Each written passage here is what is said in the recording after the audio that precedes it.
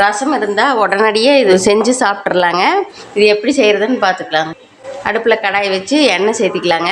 எண்ணெய் நல்லா காஞ்சதையும் கடுகு 1/4 ஸ்பூன் சேர்த்திக்கலாங்க.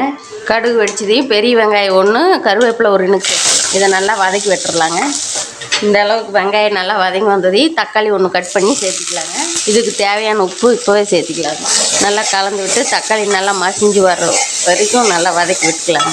பாருங்கள், தக்காளி இந்த அளவுக்கு நல்லா மசிஞ்சு வந்துருச்சு. இப்போ மிளகாய்த்தூள் 1/2 ஸ்பூன், மிளகுத்தூள் 1/4 ஸ்பூன், மஞ்சத்தூள் 1/4 ஸ்பூன், கறி மசாலா 1/2 ஸ்பூன், சிக்கன் பொடி 1/2 ஸ்பூன் எல்லாத்தையும் சேர்த்திக்கலாங்க. நல்லா பச்சை வாசனை போகிற வரைக்கும் வதக்கி விட்டாச்சுங்க. இப்போ 4 முட்டையை உடச்சி ஊற்றிருக்குறேங்க, அதை சேர்த்திக்கலாங்க. கொஞ்சம் நேரம் அப்படியே இருக்கட்டுங்க. அப்படியே லைட்டாக கலந்து விட்டுறலாங்க.